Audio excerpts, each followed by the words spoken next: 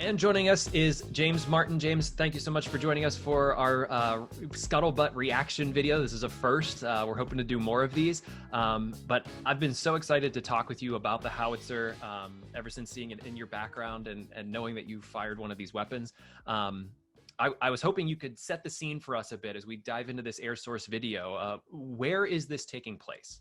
By the looks of it, looks like 29 Palms. And the fun part about 29 Palms is, if I could set the scene for you, would be there's a national park not too far away from there. It's called Joshua Tree. Mm-hmm. And there's nothing out there. It's a whole lot of desert, a whole lot of mountain, and a whole lot of hot for no reason. So a lot of times Marines will go out there, no matter where they're at in the world. They'll go out there to do larger training missions that they can't do on a military installation. I think it was like 900 small ball square miles of nothing but desert that we could blow up things in. Yeah. So where if we're on, let's say, Camp Lejeune or Camp Pendleton, our ranges are really small. We don't get the ability to shoot the larger charges, the sexier rounds, and things like that. Mm-hmm. So with that, we go out to 29 Palms usually for 3 weeks to 2 months, and we do a lot of the things that we just can't get away with doing in a smaller unit for the reasons of safety. Okay. The safety being the primary reason. We can't go around just shooting 18 miles off a base and hope that it doesn't hit some poor guy's farm in North Carolina. And that's how far these normally shoot, is about 18 miles. That's we can go a ways. We can go a long ways with it. So we go out to 29 Palms, especially for maybe once a year. If a unit is doing workups for a deployment, they're guaranteed to go there every time. So this is where we get to do the more fun things. So I'm ready. Awesome. And so this seems like a truck is pulling the Howitzer out to the what would you call it, the zone? Is it the landing zone, the ground zero? Like, what is that spot where the Howitzer drops? They're going to take it out to the gun line. We have a designated area that says, hey, I need the guns lined up here in this direction, and go. go do. go do. Drive and get there and set up. So So they may have already got to that spot here. They're all they are definitely in that spot. So that is the 777 Howitzer. This next truck pulling up is the gun truck. Has all the powders and shells and everything. So right here, the gun has now come off the truck. The truck has said, okay, I'm into my spot. The gun crew comes off. Yep, we're here. And they unhook this ginormous cannon off the back of the truck, and they're just sitting there floating it because it actually comes on 2 wheels. It's a self-towed. It's a towed a towed gun. So as it's sitting there on its wheels, as long as everybody holds it, it's almost like a teeter-totter.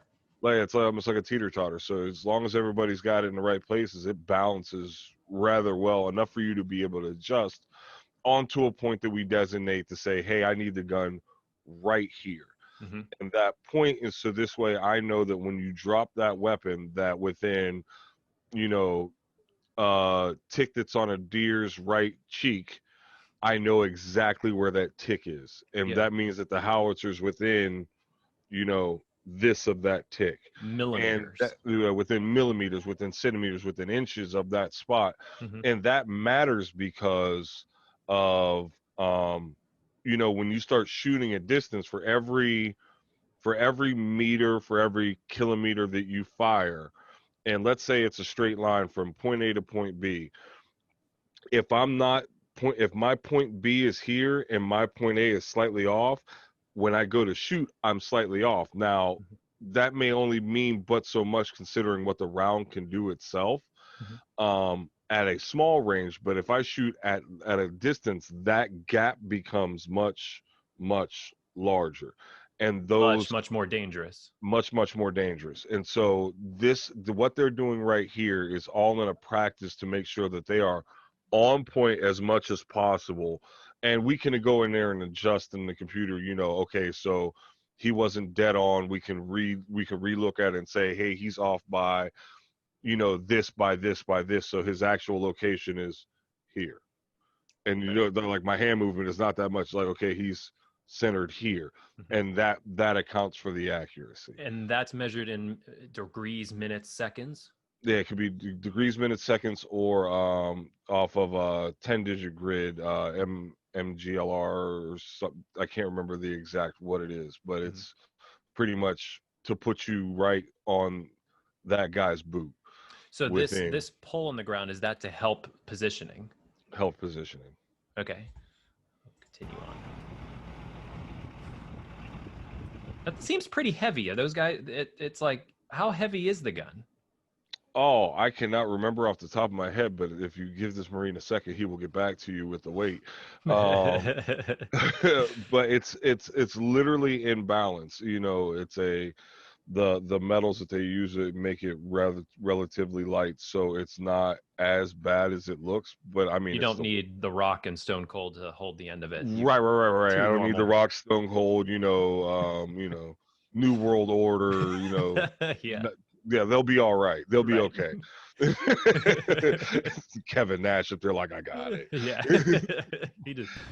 All right, so these are the back two legs of the howitzer, correct? Yep, the last two spades to go get dug in the ground, and they're flipped up whenever the weapon's in tow. So right now they're just trying to find that point and be able to drop that cannon on that point. And once they drop it, they're gonna flip those legs down and dig them into the ground, because we're firing a cannon that launches 100-pound rounds relatively with relatively no effort, but there's a level of recoil. And I stumble when I throw a baseball. This is gonna rock it. Yeah. This is throwing out a 100-pound round at at a rather efficient speed. So it needs to be, once it hits the ground, you'll see it just sits on the ground. Yeah. But you dig in those spades to be able to take the brunt of that, to help take the force off that cannon, so this way it shoots more accurately. When you say drops, like when it comes down off the wheels, is it lowered or is it just dropped?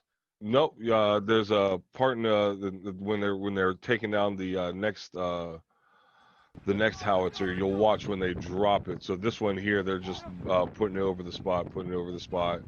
There's a guy sitting up there looking through a telescope going, okay, are we where we need to be? This guy up here. Yep, okay. And they're just rocking. And see, on this one, they already put it down. On the other one, you'll see that you'll watch it come down real nice and smooth. Okay. Here's, like you said, the legs came down. Yep. And this gentleman, he's looking through to make sure that you're still in the right position. That's the telescope you're talking about? I think the one that he's looking at is making sure that he is pointing in the right direction to the way that I want him to point. Okay. I want you to look that way. Right. So whenever they drop it and they put it down, they're like, okay, I'm looking, I'll place something to say, this is the direction I want you to look at. And once they get there, they're going to look through, and it's looking straight down the bore sight and saying, yep, and now I'm on. I'm going to take a step back real quick. And what was your role in this sort of organized chaos that's sort of happening? So my job actually was not with this. I helped plan what we needed to plan. I knew where we were going. And so we did our best to say, okay, we need our howitzers here to be able to do what we need to do. The sexy part about this weapon is, when done right, this weapon can be used 360 degrees. So I need these in these locations. These are our approximate points, and then I would produce safety for them.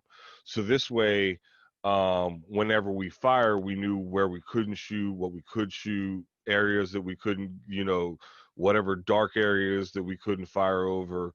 And be able to make a strategic plan from there. Now, once that plan is made, the commander will go through and say, okay, well, we're going to go over here. We're going to do this. We're going to do this. This is where my gun line is, and go.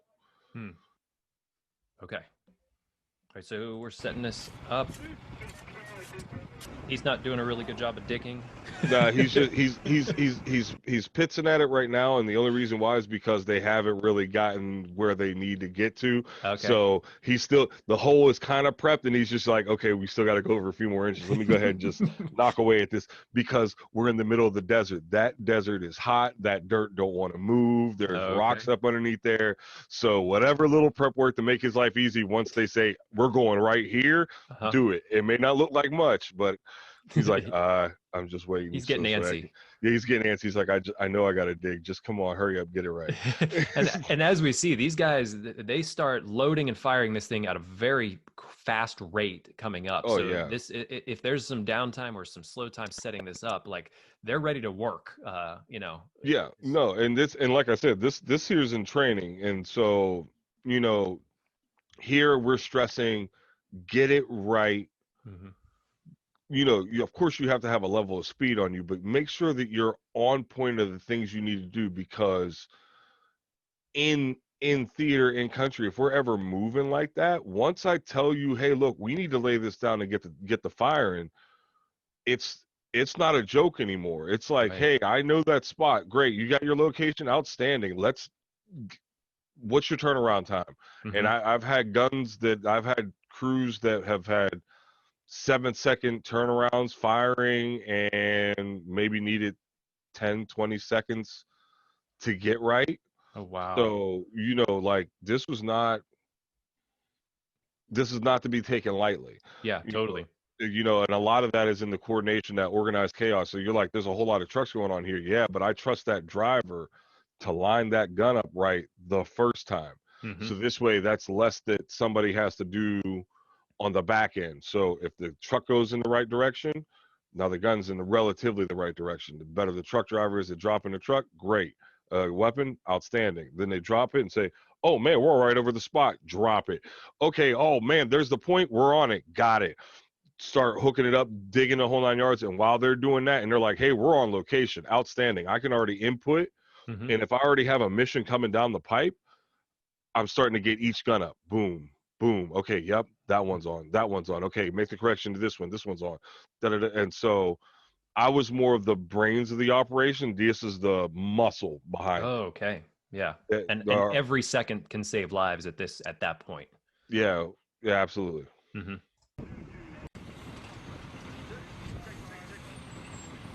You hear him go check, check, check.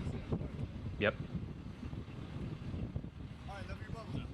Verified. Now, And what so is now he cranking there? he's cranking up. So if the video was zoomed out as he's cranking, he's either moving the weapon sideways Mm-hmm. or he's angling up. Okay.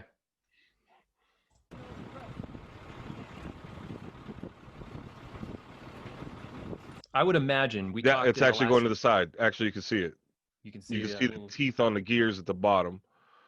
There's right there in the shadows, you see little teeth, and you see Yeah, it going. right here. And we don't use degrees. We don't use 360 degrees. We use mils. It's Mm-hmm. a lot more accurate.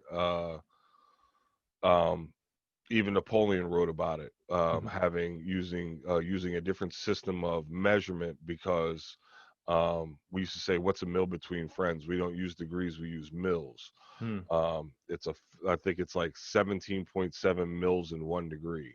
So that's how tight we were in those spaces, So which makes a difference. when you say a tick on a deer's butt, We weren't that's we yeah. weren't even our measurements were down to that minute of a detail, Right. because when you're tossing, as a phrase that my friend always says, warheads on foreheads, Yeah. you can't afford to miss.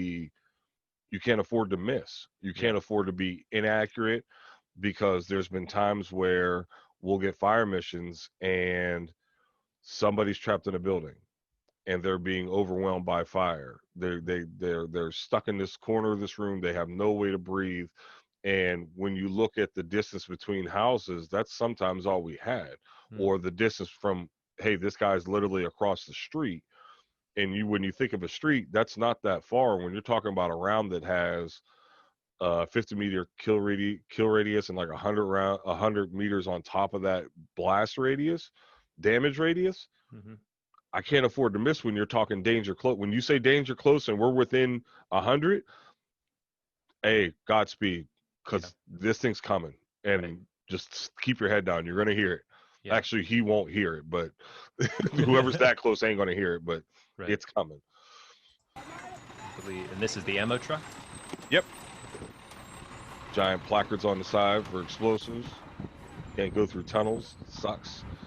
So two questions here. First is these trucks have to be the ones that are very well protected, because if they were to be fired upon, that can cause mass chaos, I would assume.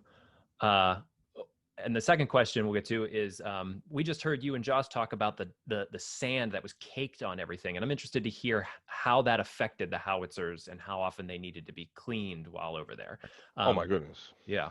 This is ridiculous. Like cleaning is paramount regardless, because you don't want anything to really. It's almost like weapons.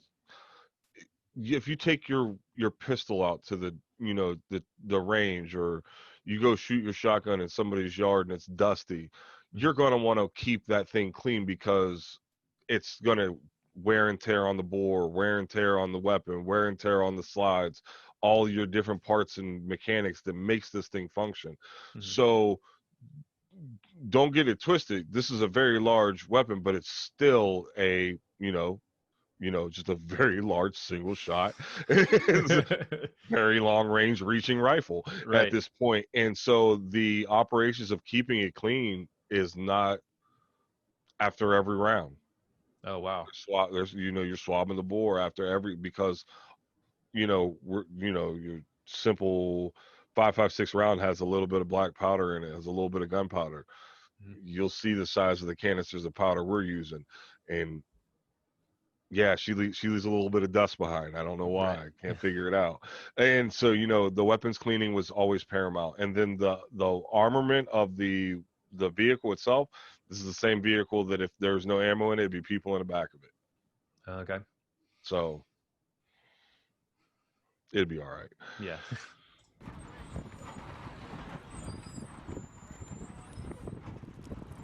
Pulling in here. Get me right where I want it.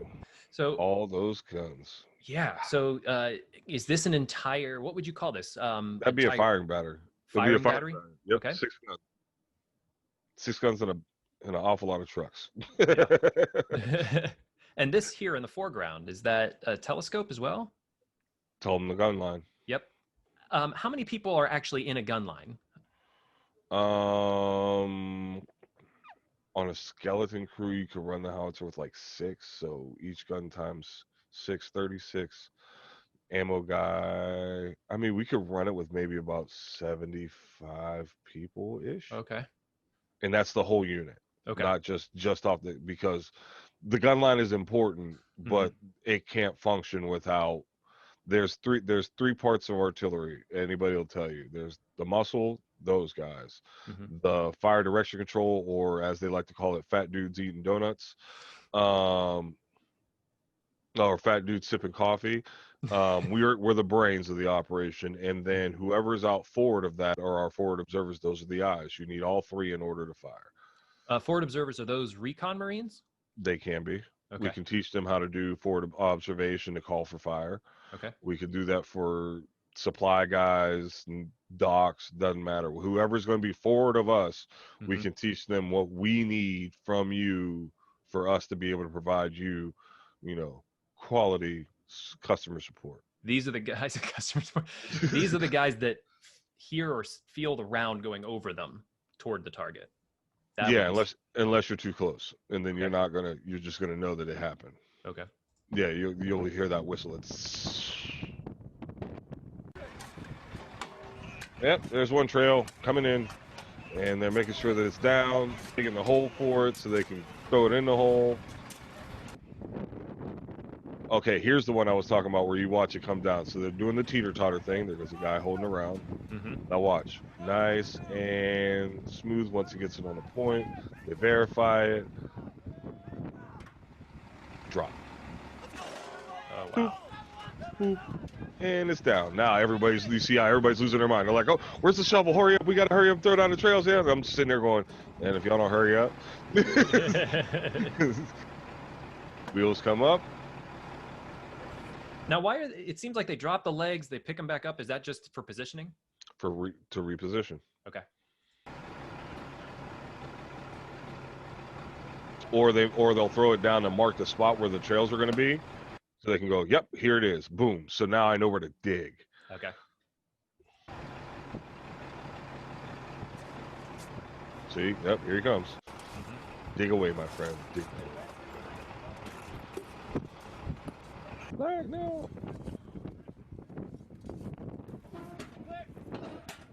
See what one? Yep. Boom. It looks like they're packing up to leave or move the gun all over again because they went to a bad location. See how that thing is coming up ever so slightly? Like that's those wheels moving. Yeah. They're getting the right azimuth. And what's this guy doing over here on the right? Ensuring that they're in line with everybody else. Okay. And this antenna, is that specifically for radio communication? Yeah. Comms.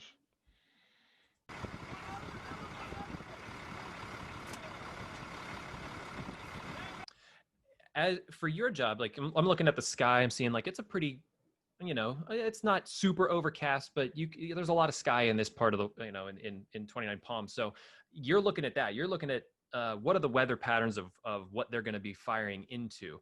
And with a 100-pound round, how much does the wind really affect that round? Is it just based on distance, like, and how heavy the wind is blowing? So here where we're at right now, we're supposed to have like wind gusts to like 15 miles an hour. That's on the surface. Mm-hmm. If I put you on top of the U.S. Steel building, you're sitting on the thing, that 15-mile-an-hour wind just turned into 30. Okay. If I'm shooting just below where a plane takes flight, Mm-hmm. the wind speeds at that height are magnificent. We're talking 50, 60, 70, 80, 90, 100-mile-an-hour winds Mm-hmm. at height. And so that right there does take its toll. And then time of flight matters because how long it's sitting in the air, the earth is slowly rotating.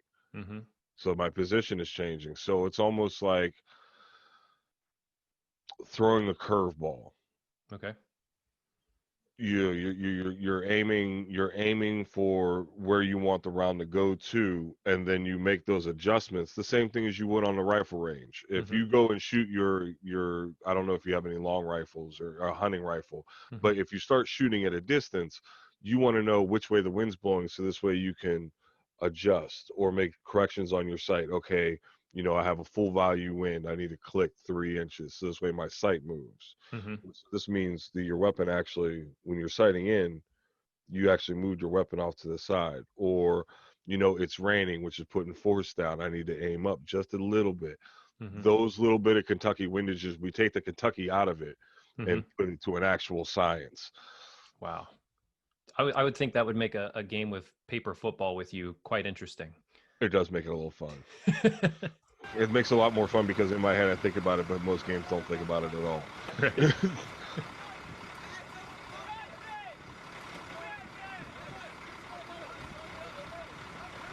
A lot of what these guys are shouting, we can't fully discern it, but can you help us? They're shouting commands. They're telling each other what they're doing.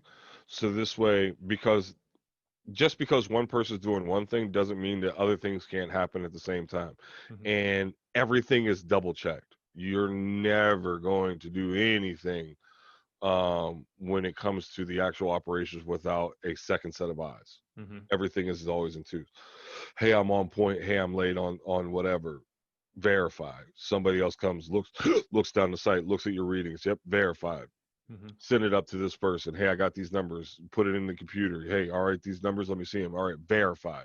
Mm-hmm. Everything is in steps of two. So as they're yelling commands, it's to make sure that the other person knows what he's doing Mm-hmm. while the other things are going on. Okay. Always checks and balances. So now we're moving into actual Yes, firing. Okay, so that little piece of brass you see, that's the tail end of the round, and they are shoving it in the tube. Go ahead. Now, is that a live round, or is that a yeah, okay. Here we go. And that big metal piece you saw was the breech, comes down, and then he sits there and he grabs the lanyard. Once the mission is described, everything's verified. All right, so the round's loaded. He's putting in the thing. Somebody looks at him when he goes to pull that lanyard. Hey, ready to fire. So there, watch this. Here goes the session. That guy with the canister, he's putting the powder in? Putting the powder in. Okay.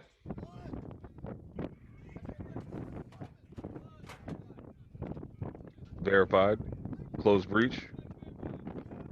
Verifying he's where he needs to be. Verified. Points at the guy. Grabs lanyard. Fire. I find it kind of amazing that you're pulling a cord to fire the weapon. Well, you wouldn't want pressing a button. Do you want to press the button on that? Go ahead and rewind and look at that recoil. Tell me you want to hit that lanyard is attached to the breech, which is attached to that barrel that just went slamming backwards. So that means when you hit it, that thing's coming back. Right. Now I know some crazy folks that have done that before. And did their hands survive? They still have a hand. They were really good at it. Yeah. Now this I find interesting. As opposed to, it seems like we'll see him put the canister powder right into the barrel. But the round they put on this mechanism that loads the bullet like a sled. Yeah. Okay, yeah, and that loads it in, and then they have this enormous rod that pushes the round up the barrel. How does it stay where it needs to stay once they force it up there? It has grooves, almost like you would your it has the way to hold it right where it needs to be. So canister. It's in there. You heard a hit. Yep. Canister. That looks heavy. They're not light. How heavy is he? About 100 pounds. Okay. Each and that guy's whole job is to run back and forth and pick up 100-pound rounds. I don't know if I'd want that job. Like, hey, you got to start somewhere. Yeah, it's true. It's almost like McDonald's. You have to start on the fries and then work on the grill. Then make it over there to make the burgers. You got to go through everything to be able to work the whole kitchen. I was gonna say I want to be the guy that pulls the cord. Like that's. Yeah, no. He had to pick up the rounds too. Yeah.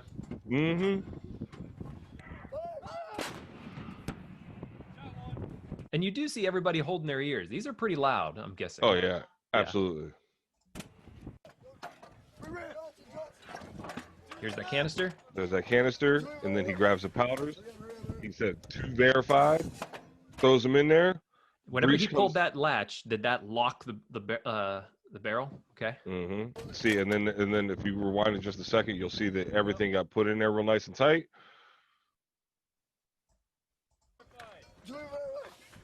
You'll see this shoved in there. Yeah. And then it's good. And that's the clear sight right through the tube. What did he just yell? I missed it.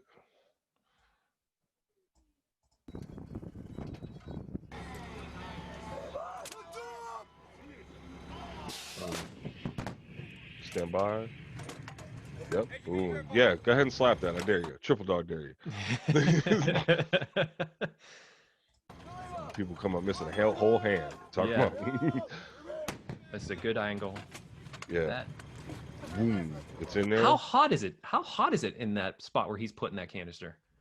It's a little toasty. Yeah. It's a little toasty. I just realized that the heat from that friction from that round going off. And that's a whole lot of powder sitting behind it as it goes off. It is not a joke. And I didn't see him wearing a glove. He'll be all right. He'll be all right. Oh no, he's wearing gloves. Hooks up. I heard a woo. That was. Yep.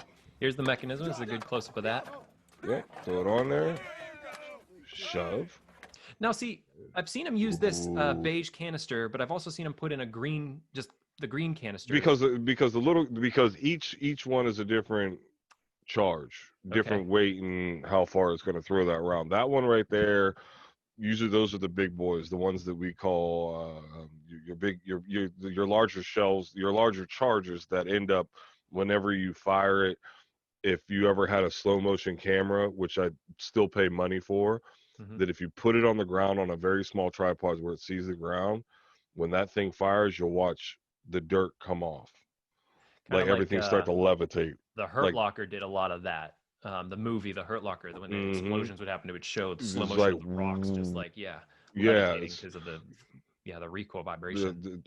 the sheer force of.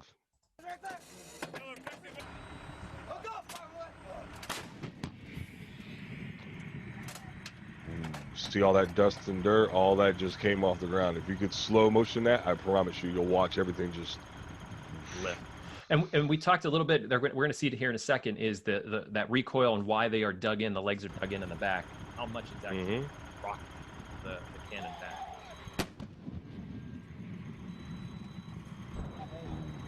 Even in that one, you can see how far back they are, and you can see dust coming off the ground. Okay, so that steam you just saw, that was him swabbing out that was him cleaning the weapon. Oh, okay. Look at that. And that's why you saw steam. So okay, they got, I see that. Yeah. Whoop, they'll clean it, lube it back up, all in the same shot, and then reload it. Verify 2 powders. Yep, shove it in there, load, and go to work. Here's the recoil. Yeah, here it is. And there we are. Man, so much fun. How many rounds can a unit fire off in a given time span? Those guys are working reload, fire, reload, fire, reload, fire. And that all is dependent upon the orders coming down. But if they had to, let's say we're going to lay fire for an hour, how many rounds do you think can be shot off in that time frame? It really just depends on needs. Okay. And I really say that in all honesty. We had a situation in my first deployment, and I think my CO was really pissed. He was a very angry man, and we loved him so much. There's actually, I think there's an article written about it somewhere, and I think it's a book called Charlie Battery. And we were in non-Ozaria. We were just outside the city, so this is them finding out the ambush alley, the Miss Lynch who got captured. This is that whole city there. And we're just outside the city. There's a train station that runs in between where we were and the city itself. And all of a sudden, one unit just off to our shoulder said, "Hey, the train station's live." We're like, "What are you talking about?" They're like, "Well, the enemy just showed up with gas mask, suits to be able to take chemical warfare, and mop they got suits. they got mop suits, and it looks like they got chemicals on them. They're like maybe 1,000. They're like 1,000 meters away from you." We're like, "Oh, okay." So I'm in the back of a truck, and all of a sudden I look over and I hear this fire mission, and we hear it because we're on the radio and we know our location. So they tell the location of the target number, location, blah, blah, blah, blah, blah, blah, blah. And we're looking at it going, that's awfully close. So we put it on a pin, we go break out a map, we go, wow, as they're processing the mission. And we're like, oh, that's the train station. Oh, we're about to fire on the train station. This ought to be fun. And all of a sudden, the CO yells, "Get those blah, blah, blobs," as he's firing his pistol in the air. And I realized that our fire mission, because we had not just a battery, so a battery 6, we had a battalion 6 times 3. We had 18 guns. He called for a battalion of 10 on this location. Wow. Using a certain round that shoots out 88 bomblets per round on this train station. It was the most glorious sound I've ever heard of in my life, because all 18 guns went off like a machine gun. So all you heard was, and they would do it again. And some of the guns had 7-second turnarounds. And what I mean by 7-second turnaround is 7 seconds from the time they fired to their firing again. Each gun, 10 rounds times 88 bomblets times 16 guns. There wasn't much of a train station left after we got done. No, that's bringing some major fire. Yeah, it was like that was warheads on foreheads. And when they went to do a battle damage assessment, they were actually coming with chemical weapons. Wow. So that was just one mission for that day in an 8-day sandstorm that we've been firing into a city day in and day out because they needed the support. So how many they can fire, that's really up to the needs of until something changes. Incredible. Well, oh man, I'm so glad we decided to break that down.